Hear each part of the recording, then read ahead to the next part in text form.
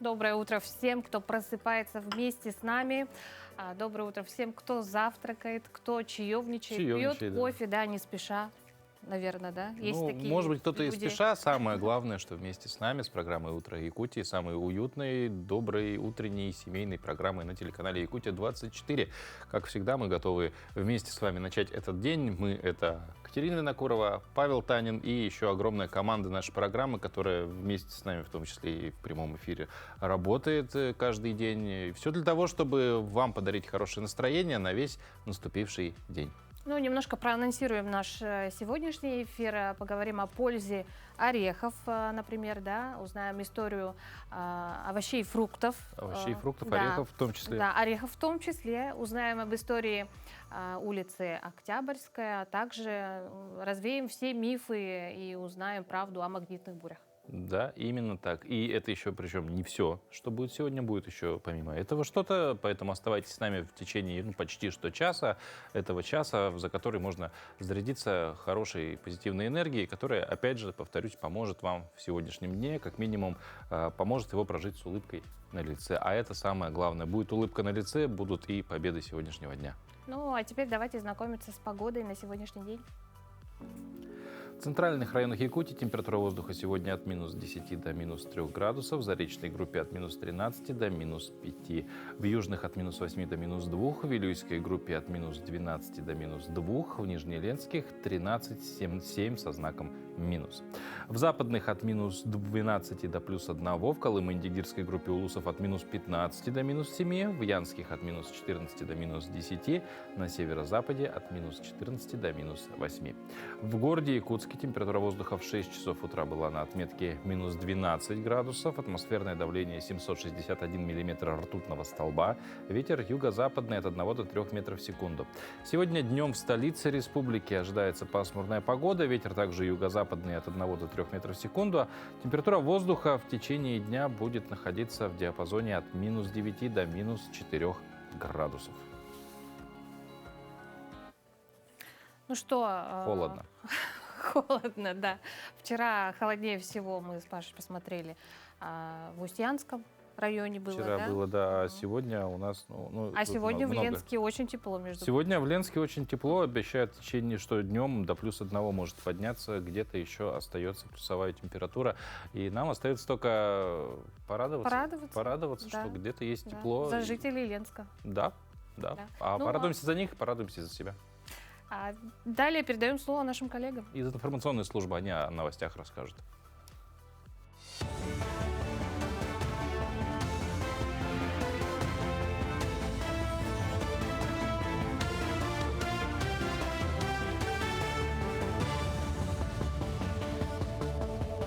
Доброе утро, Якутия. Далее блок новостей. В Якутии назвали сроки открытия первых ледовых переправ. Ожидается, что движение по первым зимникам запустят уже в первой декаде декабря. Одной из первых традиционно станет ледовая переправа регионального значения Хатас-Павловск, где на начальном этапе будет действовать ограничение по массе до 3 тонн. В этот же период планируется открытие и ключевых федеральных переправ через реку Вилюй на одноименной автодороге и через Алдан на трассе Колыма. Обе с допустимой нагрузкой до 10 тонн. Также в начале декабря должен заработать автозимник Тас-Юрях-Юсть-Кут.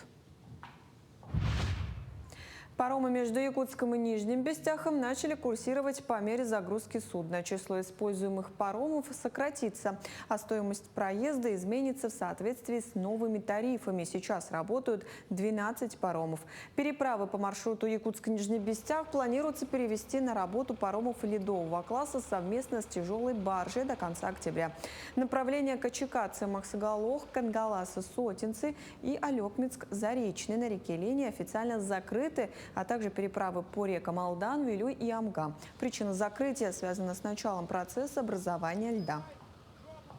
Паромы начинают выходить в 5:30 утра, где-то в 5 часов у них начинается погрузка у первого парома, в 5:30 у них отход, и дальше каждые полчаса. Сейчас из-за погодных условий, то, что река замерзает у нас, мы грузимся по заполнению. Все зависит от дня недели, соответственно, выходные дни побольше, в будние дни поменьше легковых. В основном у нас идут грузовые автомобили, которые едут, допустим, встретить груз, принять груз, либо отвезти груз. Соответственно, вот грузовых побольше стало.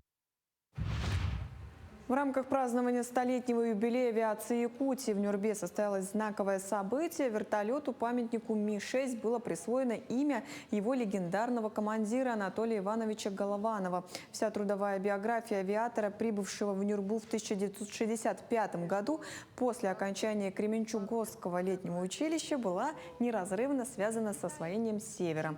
Пройдя путь от второго пилота Ми-4 до командира звена, в 1972 году он переучился на Ми-6 и стал одним из самых уважаемых пилотов Якутии, которому доверяли выполнение сложнейших полетных заданий.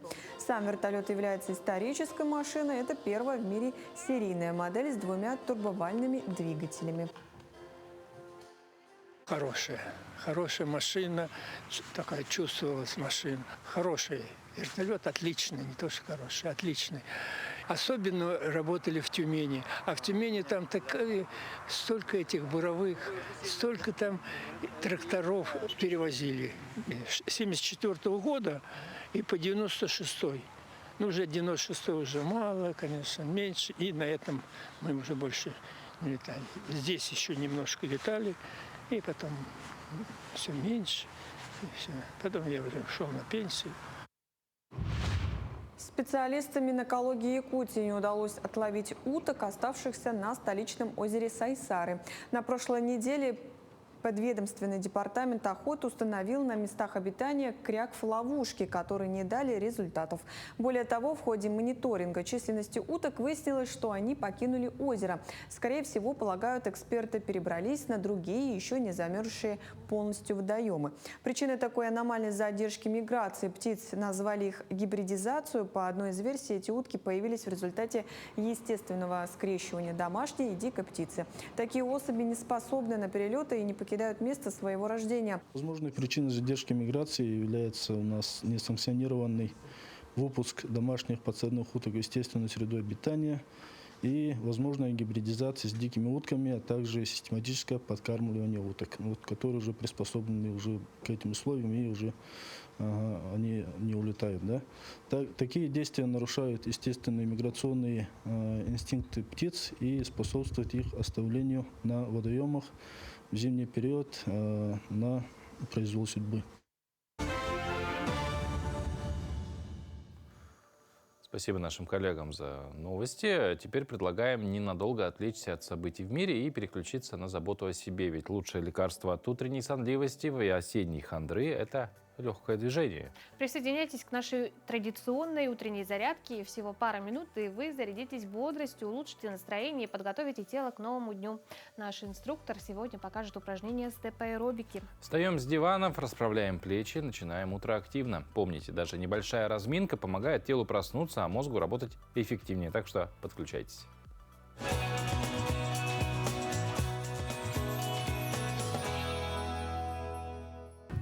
Всем доброе утро, меня зовут Дерюгова Светлана, я тренер по направлению степ-аэробика. И поехали, работаем, делаем захлест одной ногой, работаем ручки перед собой, выдох, выдох, выдох и меняем ножку, правую поставили и снова пошли, выдох, выдох и пошли, работаем на пресс, ручки наверху, над головой, работаем на пресс, ниже отпускаемся, выдох. Выдох и идем шагом, отдыхаем, делаем вдох и выдох, еще раз вдох и выдох. Есть, теперь делаем захлест одной ногой, меняем, выдох, выдох, есть, есть, еще, работаем, работаем, работаем, просыпаемся и поехали, джампинг джек делаем. Если кому сложно, можете делать пошагово, выдох, выдох. Носочек в сторону. Еще. Есть. Теперь можем работать пошагово. Работаем с правой ножки и левой ножкой. Отпускаемся на правую, левая. И пошли. Выдох. Ага. Еще. Коленки немного полусогнуты. Ритмичнее, динамичнее. Еще, еще, еще, еще. Молодцы. Ага. И пошли. Колено, локоть. Выдох, выдох, выдох. И поменяли ножку. Ага. И также, у кого нет платформы, можете работать просто. И выдох, выдох. Итак, поехали. Ручки перед собой, корпус немножко вниз и пошли. Коленки полусогнуты. Выдох, выдох. Молодцы. Еще 3, 2, 1. И пошли чуть быстрее. Выдох, выдох, выдох. 3, 2 и 1. И сейчас проведем с вами растяжку. Поехали вместе со мной. Делаем хороший вдох, на носочки поднимаемся. И выдох. Спокойно. И еще раз глубокий вдох. И выдох. Внизу ручками потрясли. Разгоняем лимфу. Еще. Есть. Теперь ножки на ширине. Еще чуть шире. Взяли за голено стоп. И вниз прогибаемся. И задержались. 5, 4, 3, 2, 1. Потянулись к правой ножке. Растягиваемся. 3, 2, 1. И к левой ножке. 3, 2, 1. Ножки соединили вместе. Когда мы вниз спускаемся, мы колени не сгибаем. Поехали. 3, 2 и 1. Сейчас ножки соединили. Вниз прогибаемся, колени не сгибаем, колени у нас прямые. Вниз отпускаемся и у носочков задержались и раскачиваемся. Задержались. 3, 2 и 1. Есть. Всем пока. И с вами была Дерюгова Светлана. До новых встреч. Ну что, вот мы размялись, зарядились энергией, а чтобы силы не иссякли, самое время подкрепиться чем-то полезным. И тут на помощь приходят настоящие природные энергетики. Это хрустящие, вкусные и невероятно питательные Речь орехи. идет об орехах, да, все правильно. Это не случайно. Сегодня как раз отмечается Всемирный день орехов. Праздник — отличный повод вспомнить, что грецкие орехи, миндаль или даже вот наши северные кедровые — это не только вкусно, но они дарят нам витамины, полезные жиры и силу природы. Кстати, горсть орехов в день укрепляет сердце и поддерживает работу мозга. Добавьте их в утреннюю кашу или перекусите на работе, и бодрость не покинет вас до вечера. Ну а кроме Дня орехов, сегодня в календаре есть и другие интересные события, и вот о них далее узнаем. На календаре 22 октября – Международный день заикающихся людей. По народному календарю в этот день отмечается память Иакова Алфеева, одного из 12 апостолов. В деревнях в это время начиналась пора заготовки дров на зиму. Раньше Иакова русские люди к этому занятию не приступали. Во-первых, летом всегда хватало и других забот, а во-вторых, считалось, что осеннее полено горит жарче всего, поскольку из него уже ушли все соки. Это день в истории. 1702 год. Русские войска взяли шведскую крепость Натебург. В 1883 году в Нью-Йорке открылась Метрополитен-опера. 1938. Изобретатель Честер Карлсон впервые в истории сделал ксерокопию.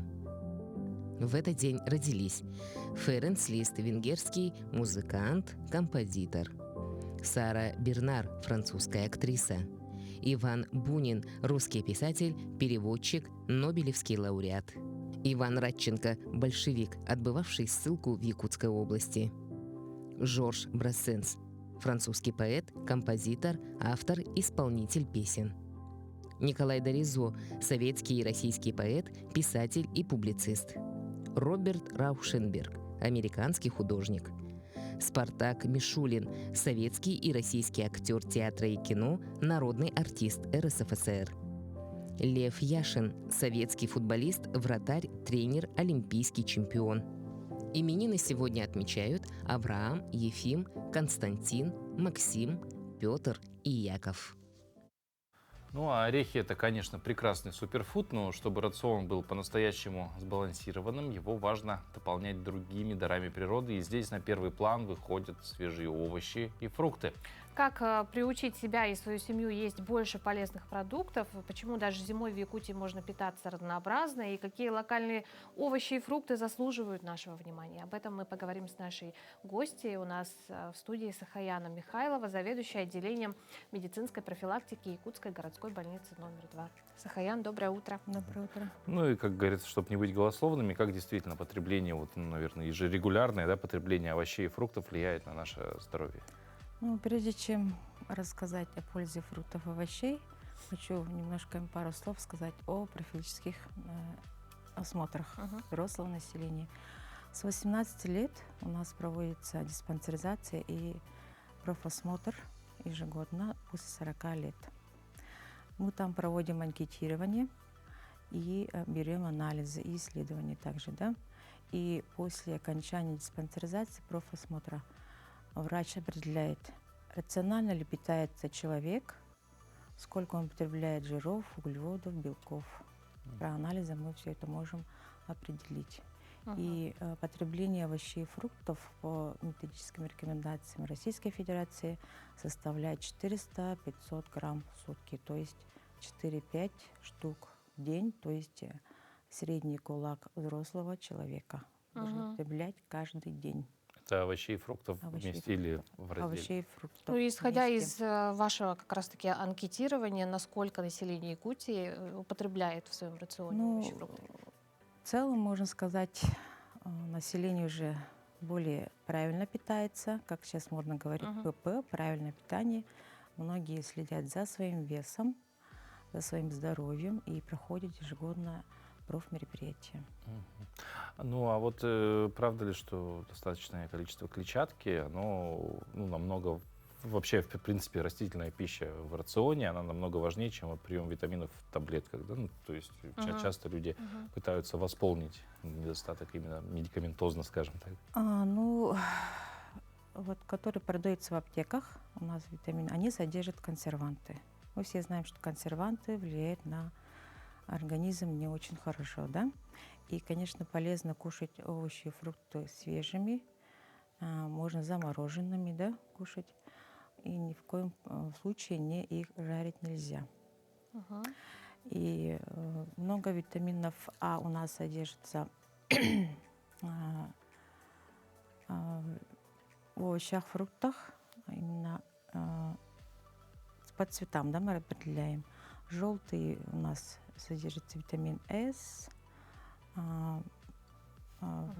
оранжевых у нас содержится витамин А и так далее. Ну вот, допустим, какие овощи, наверное, фрукты должны обязательно быть, наверное, в рационе, и сколько нужно употреблять в день, вы уже сказали, а вот что должно быть обязательно, потому что ходят слухи, например, что там огурцы и помидоры, к примеру, это вот там особо пользы от них нет, это по большей части только вода. Там калорий действительно нету, но там много воды, правильно вы говорите. Иногда люди путают голод с жаждой. Думают, что они голодные, да? А на самом деле организм требует воды. Воды мы употреблять должны где-то 1,5 литра, 2 литра в сутки. То есть 6-8 стаканов в день получается. И вот насчет клетчатки. Клетчатка у нас содержится, это как пищевая волокна, да? Если мы не потребляем пищу, волокна пищевые, у нас идет застой в организме, и где-то 8 часов идет застой. Если мы ежедневно употребляем, значит, через сутки, через 2 сутки у нас выводятся все шлаки ненужные.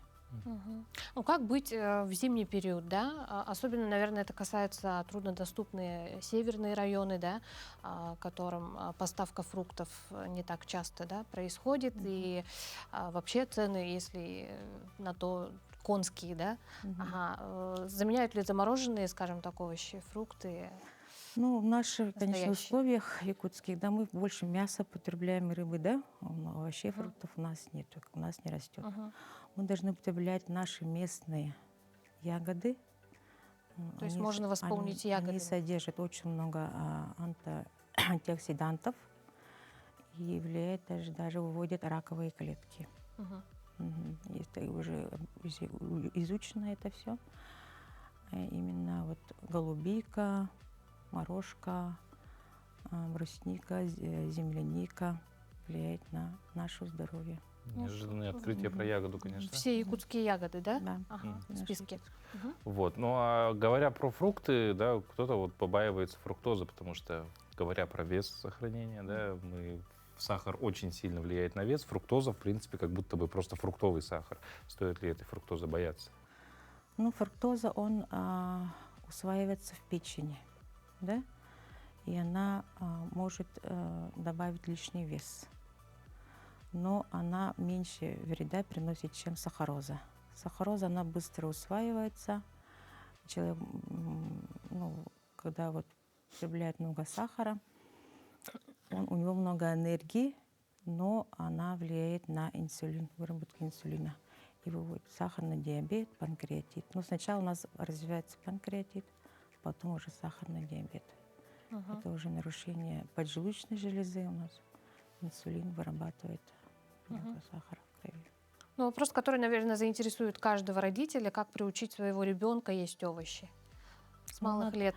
Вообще витамины, овощи надо употреблять до обеда обязательно. После обеда в ночное время усваивается только кальций. Кальций мы должны, вот йогурты, творог, Кефир. это на ночь должны употреблять. Во второй половине. Да, кальций Мгм. усваивается только ночью. А овощи, фрукты мы должны употреблять только до обеда.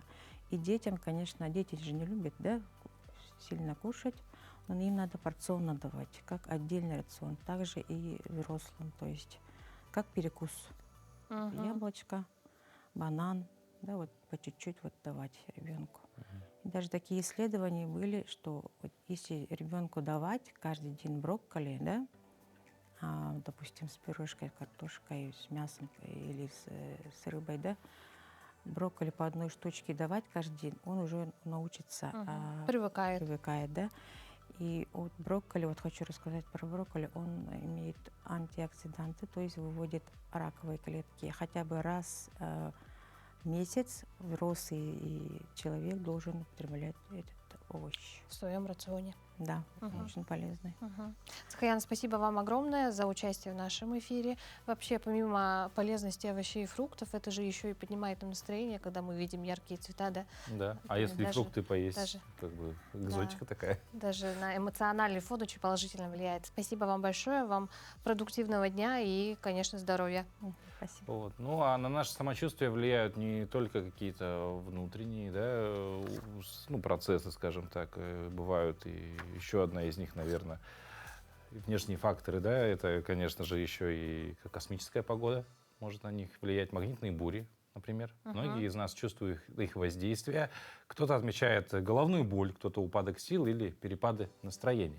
Ну что говорит наука о связи магнитных бурь и здоровья и как можно снизить их влияние на организм? Об этом в нашем следующем сюжете. Разберемся, где правда, а где мифы, и узнаем практические советы, как легче перенести периоды солнечной активности. Головная боль, перебои со связью, полярные сияния – все это последствия одного явления – магнитной бури. Ее причина кроется в космосе, а именно в непрерывном противостоянии между нашей планетой и Солнцем. Наша Земля имеет собственное магнитное поле, поле диполя, и при взаимодействии солнечного ветра с полем диполя нашей Земли образуется магнитная полость вокруг нашей планеты, которая называется магнитосферой. Магнитосфера разделена на несколько доменов. Это ионосфера, плазмосфера, плазменный слой, ну и так далее. И среди прочего вокруг Земли образуется кольцевой ток. Это ток, который бежит вокруг нашей планеты в виде тора. И в момент усиления солнечного ветра, значит, происходит усиление самого кольцевого тока. Ну, соответственно, раз образовался и усилился кольцевой ток вокруг Земли, то на поверхности Земли понижается магнитное поле, собственное магнитное поле. Депрессия магнитного поля называется, которая длится от нескольких часов до нескольких дней, называется магнитной бурей. Этот механизм, невидимый для наших глаз, является источником тех самых ощутимых последствий. Прежде всего, под удар попадает околоземная техника, например, спутники, которые могут выйти из строя. Но при этом влияние геомагнитных возмущений ощущают и люди, у многих из которых в такие периоды ухудшается самочувствие. Вот лично я уже за несколько дней уже это чувствую, да. Головные боли есть, мигрень начинается, и, конечно, самочувствие ухудшается. Ну, тяжело, поднимается давление, голова болит, и не хочется вставать, никуда идти. Голова очень сильно болит, как будто на мигрень, кстати, похоже чуть-чуть. Голова болит, давление поднимается. Бывает, что давление подскочит, а так-то ничего, нормально, или суставчики заболят. Наиболее чувствительны к геомагнитным возмущениям люди с нарушениями в работе сердечно-сосудистой системы. Однако, как показали исследования, решающую роль играет психологический настрой человека. Люди, которые не следят за прогнозами и не ожидают ухудшения самочувствия, как правило, не ощущают их влияния на себе. Тревожных людей эти симптомы могут сами по себе возникать. То есть, если так вот посмотреть,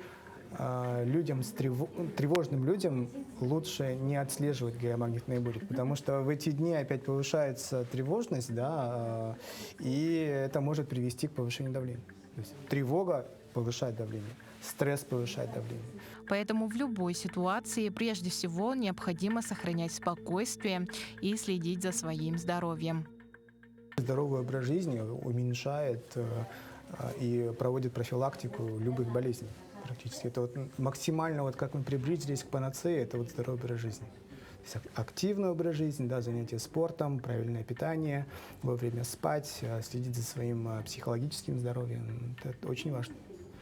И тут независимо, есть геомагнитные бури, нет их. В последнее время мы все чаще сталкиваемся с магнитными бурями. Это связано с тем, что Солнце вступило в период повышенной активности. Но специалисты спешат успокоить. Текущий цикл солнечной активности уже достиг своего пика. И в ближайшее время ситуация начнет стабилизироваться.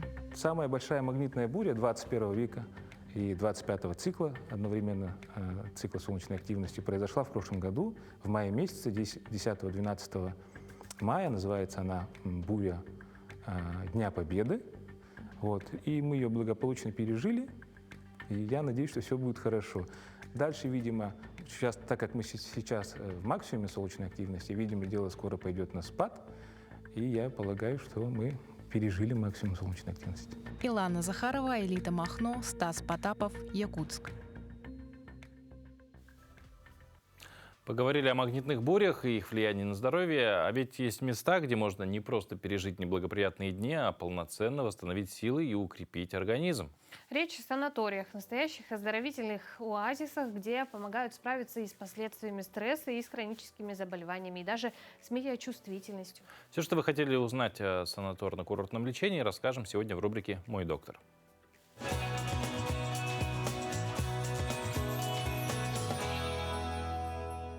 Доброе утро. Стрессы, хроническая усталость, неблагоприятная экологическая среда – все это негативно сказывается на нашем самочувствии. Отдых в санатории поможет переключиться на другой ритм жизни, восстановить силы и укрепить здоровье. Комфортные условия, хорошее питание, процедуры и вообще смена обстановки – такая атмосфера идеально подходит для перезагрузки. А если выбрать здравницу за городом, то можно будет еще искупаться в водоеме, погулять по лесу, насладиться пейзажами и пением птиц. Даже здоровым людям нужно раз в год восстанавливать силы на курорте. В санатории для этого есть все, что нужно. Диагностическое медицинское оборудование, квалифицированный персонал и комфортные условия. Необходимо отметить, что в санаторий можно ехать полностью обследованным, с установленными заболеваниями и вне обострения. Это очень важно.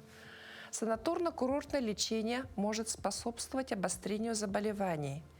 Также разные санатории специализируются на лечении разных заболеваний. Поэтому необходимо проконсультироваться со своим врачом по выбору санатория. Итак, разберем, что же дает санаторий. Во-первых, профилактику болезней. Во-вторых, уменьшение симптомов заболевания. потому что комплекс процедур поможет уменьшить симптомы хронических болезней, а также быстрее восстановиться после операции или травм. Также санаторий способствует снижению уровня стресса. Окружающая природа, хороший отдых, здоровый сон, физическая культура, водные процедуры, СПА-процедуры положительно отражаются на нашем общем самочувствии. И очень важный аспект – это правильное питание. Сбалансированное меню нацелено на поддержание здоровья и нормализацию работы основных органов и систем. А еще санаторий отлично подходит для семейного отпуска. Во многих здравницах есть педиатрическая программа, отдельно детское меню, игровая комната, анимации, мини-клубы для детей, безопасная детская зона в бассейне. После процедур сможете всей семьей поучаствовать в творческих мастер-классах, посмотреть кино, покататься на велосипеде или отправиться на экскурсию. По мнению психологов, совместный досуг положительно влияет на внутрисемейные отношения. Будьте здоровы!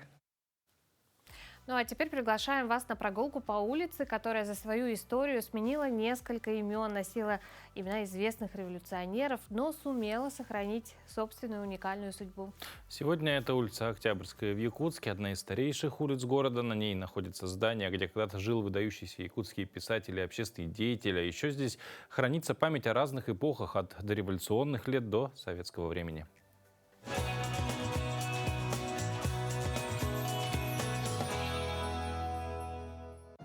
Здравствуйте! Сегодня мы отправимся в путешествие во времени. Улица Октябрьская – настоящая летопись Якутска. Протянувшись более чем на 1 километр от Ярославского до Лермонтова, эта улица хранит память о нескольких эпохах.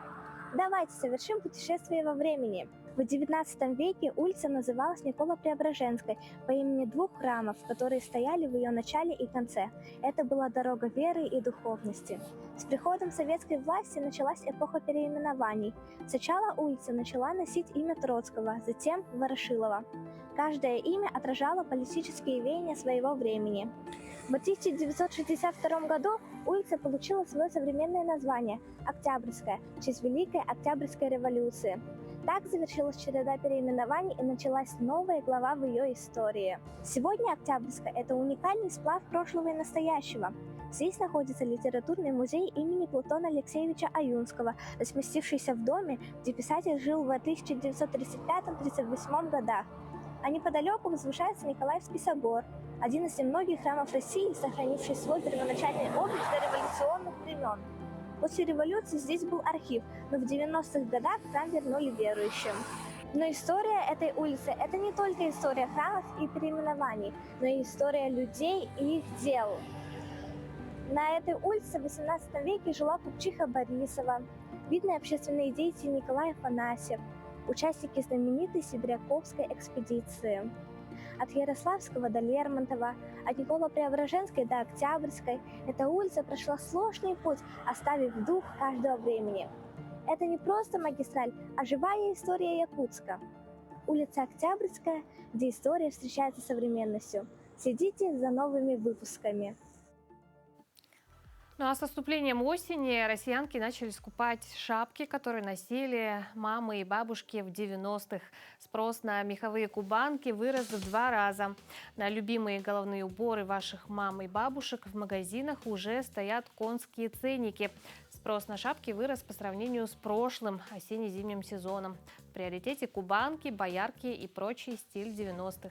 Продавцы отмечают рост популярности такого товара и ставят минимальную сумму за настоящий мех кубанки в районе 6000 рублей. Кстати, в 90-х наши родственники покупали эти шапочки примерно по такой же стоимости. Считалось, что их нужно обязательно носить в помещениях, так как это выделяло девушек и придавало статусность. Но без присмотра головной убор тоже нельзя было оставлять, так как его часто могли немножко прикарманить неравнодушные и не очень добропорядочные люди. Ну, помимо того, что в помещениях носили, они еще и фотографировались, видишь? Да, да. Ну, на самом Все в деле можно кубанках. вспомнить фотографии, да, вот эти, если у кого-то сохранились, еще отпечатанные, да, на пленку сфотографированные. Очень часто можно, действительно, даже просто вот какая-то посиделка в доме, в квартире, и обязательно Да. кто-то будет в шапке на фотографии, если это зима. А я вот хорошо помню шапки-ушанки, знаешь, вот из песца. Из песца, из Норковые. чернобурки. Да, и это тоже в том Да. числе. Шапки-ушанки тоже как будто бы немножко ушли, как канули немножко в лету. Ну, все связано с чем? Конечно, улучшением технологий, потому что мы можем сказать то же самое, и если говорить про Якутию, да, и про унты, и про шубы. Их необходимость резко снизилась с развитием технологий именно вот такой одежды зимней, то есть пуховики, вот эти мембраны появляются и так далее, то есть создается более, скажем так, экономичный вариант, но при этом не уступающий по теплосохранению. Ну, здорово, что мода всегда возвращается, и можно достать действительно памятные вещи, которые сохранились от мам, бабушек, да. Вот говоря про моду, очень глупая мысль в голову пришла, но тем не менее, да, вот раньше, если, наверное, 80-е, 90-е вспомнить, всегда во дворе ребята собирались, пели под гитару песни. И вот парень с гитарой был самым популярным. То есть скоро должен появиться баянист. То есть ждите, в течение 10 лет будут на подъездах сидеть с баянами и петь песни. Мода возвращается. Надеюсь, так и будет. Да. Ну, а теперь мы предлагаем обратить внимание на одну из самых интересных и важных тем в якутском языке – глаголы и их изменения. В сегодняшнем выпуске рубрики «Изучаем язык» разберем, как глаголы в якутском языке приспосабливаются к разным ситуациям, меняют форму в зависимости от времени, лица и других условий. Это ключ к тому, чтобы ваша речь стала живой и грамотной. Не пропустите этот урок, и вы сделаете большой шаг к свободному общению на якутском языке.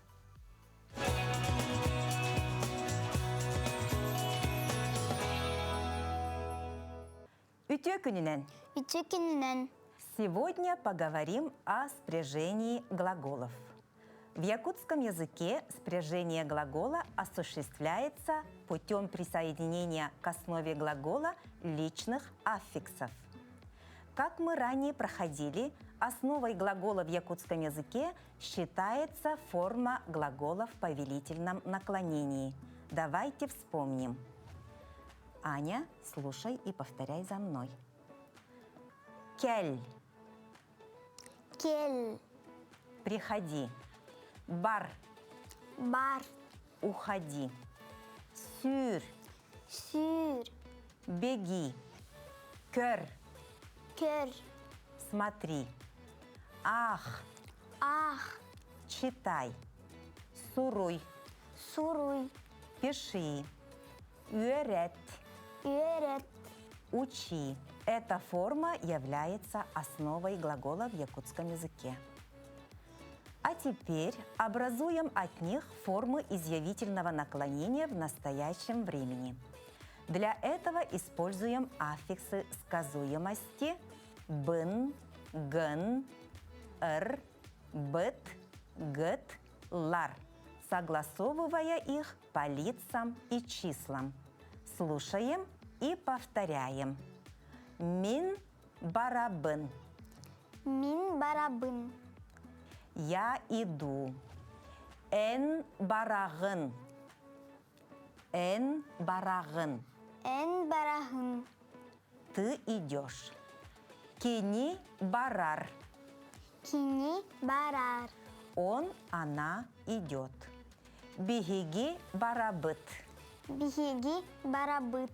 Мы идем. Эхиги барагыт. Ихиги барагыт. Кинилер бараллар. Кинилер бараллар. Бараллар. Хорошо. Они идут. Проделаем то же самое еще с одним глаголом. Тут важно понимать, что при словообразовании в якутском языке все подчиняется закону гармонии гласных. Слушаем и повторяем. Мин көрөбүн. Мин көрөбүн. Я смотрю. Эн көрөгүн. Эн көрөхүн. Молодец. Ты смотришь. Кини көрөр. Кини көрөр. Он, она смотрит. Бихиги көрөбүт. Бихиги көрөбүт. Мы смотрим. Эхиги көрөгүт. Ихиги көрөгүт. Көрөгүт. Көрөгүт. Еще раз. Эхиги көрөгүт. Ихиги көрөгүт. Молодец. Вы смотрите. Кинилер көрөллөр. Кинилер көрөллөр. Они смотрят. Отлично. Аня очень хорошо справляется.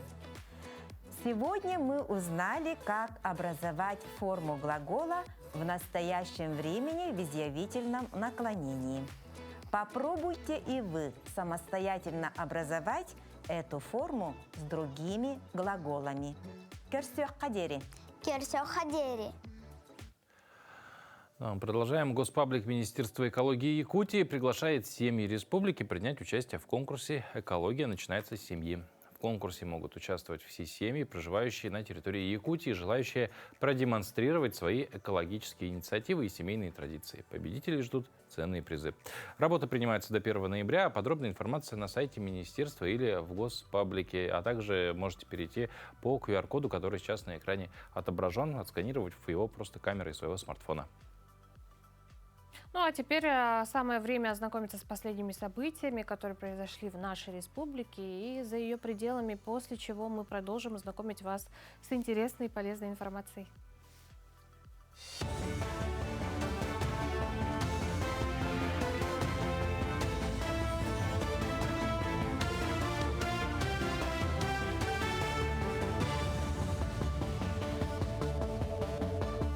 Мы продолжаем говорить о самых заметных событиях этого утра.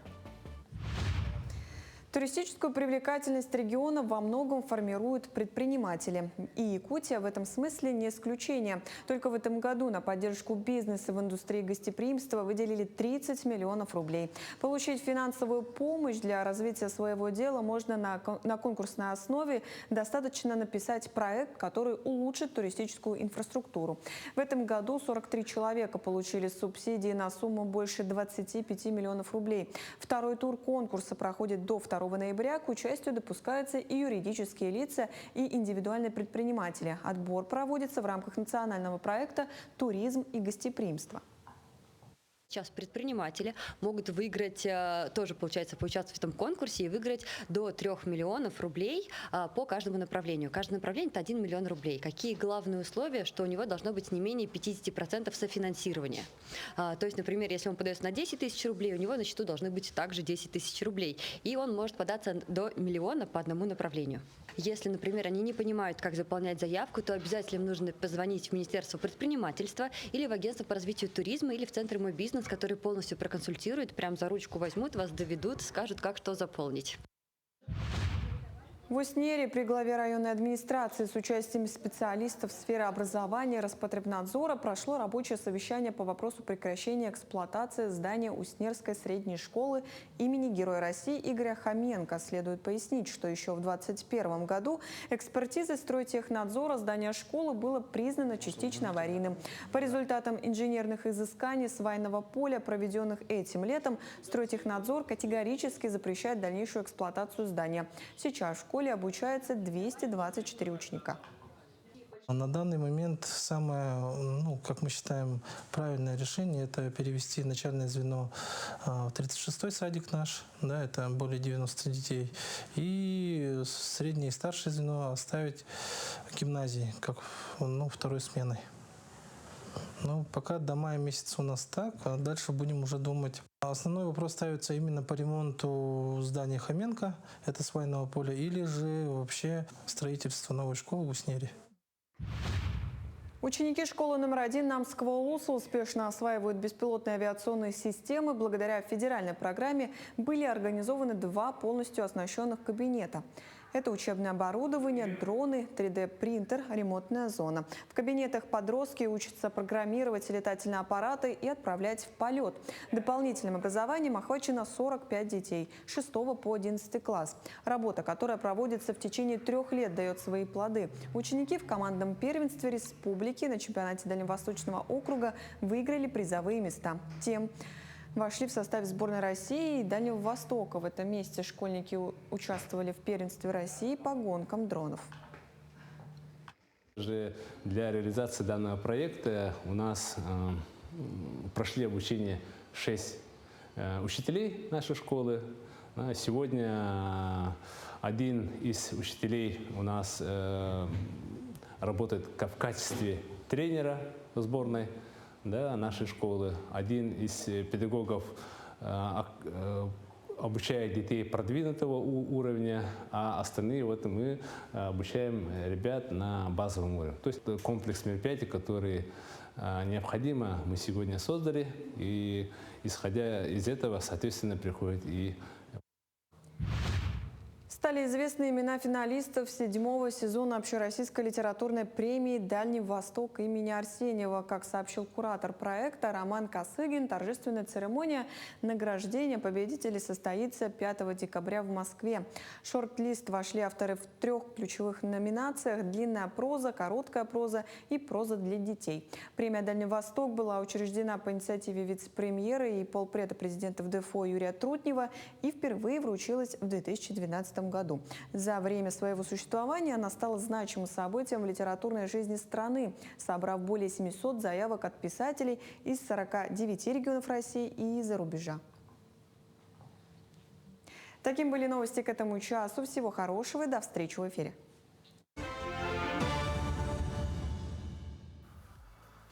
Ну а теперь история о том, как современные технологии и студенческое творчество встречаются в аудиториях Якутии. В Мирнинском политехническом институте прошел традиционный праздник День первокурсника, но на этот раз в фокусе оказался искусственный интеллект. Ровно 100 новых студентов из разных уголков республики и ближнего зарубежья не просто знакомились с институтом, а готовили творческие выступления. Они, как показал ИИ, может изменить их будущее профессии от геологии до IT. Да, как первокурсники видят технологии завтрашнего дня и почему такие праздники важны для сплочения студентов, смотрите в сюжете наших коллег из Мирного. В Мирнинском политехническом институте этот учебный год ознаменовался необычным форматом мероприятия, темой которого стал искусственный интеллект. Первокурсникам была поставлена задача продемонстрировать зрителям влияние технологий искусственного интеллекта на свою будущую профессию и область специализации. У нас очень хорошо работает воспитательный отдел под руководством Ильтаны Ильича Никифорова. Мы каждый год проводим мероприятия такие вот, как сегодня, День первокурсника. Также у нас ежегодное мероприятие — это мистер и мисс МПТИ проводится в университете. Мы ездим, выступаем в различных фестивалях, например, Всероссийский студенческий марафон в городе Сочи. Мы ежегодно принимаем там участие, ежегодно привозим призовые места. В течение месяца молодые специалисты знакомились с жизнью института, студентами старших курсов, педагогическим коллективом и изучали историю своего учебного заведения. Этот почти 1,5 месяца для меня были очень интересными, очень увлекательными. Я познакомилась с новыми людьми, и преподаватели очень хорошие. Мне нравится. Когда мероприятие, ты каждый раз остаешься после пар на репетиции. И также и уроки очень интересные, и задают тоже немало, но тоже очень хорошие задания. Мероприятие завершилось ярким представлением, организованным силами самих студентов первого курса. Участники показали зрителям театрализованные постановки, наглядно иллюстрируя роль искусственного интеллекта в их будущей профессиональной деятельности. Студенты получили наставление развивать свои таланты, углубляться в знания и становиться частью большого сообщества единомышленников. Анна Васильева, Мирный.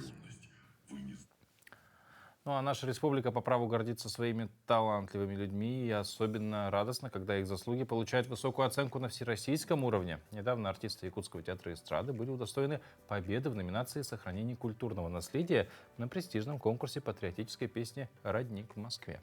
Этот конкурс, учрежденный известным певцом и народным артистом Олегом Газмановым, ежегодно собирает лучших исполнителей со всей страны. Подробнее на эту тему мы поговорим с нашей гостьей. У нас в студии директор Государственного театра эстрады имени Юрия Платонова, заслуженный работник культуры Республики Саха-Якутия Татьяна Чаранская. Доброе утро.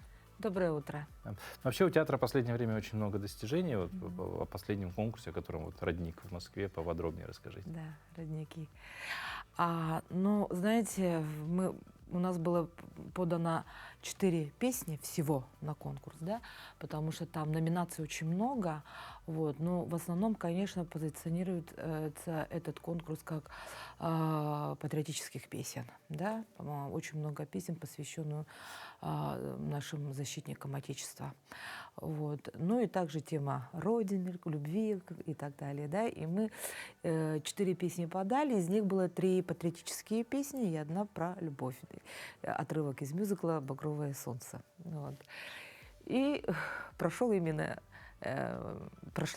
эта песня, и, в общем, нас туда приняли. Было подано заявок всего 2000 песен. Из 2000 песен отобрали 103 в шорт-лист вошли, из 103 песен 25 песен прошли на финал. То есть и среди 25 песен были мы. И нас пригласили в Санкт-Петербург, и мы там выступили в замечательный прям конкурс, уровень прям достойный похвалы, вот, организация просто на высшем уровне. Соответственно, конечно, мы и с Олегом Газмановым встреча была организована, прям вот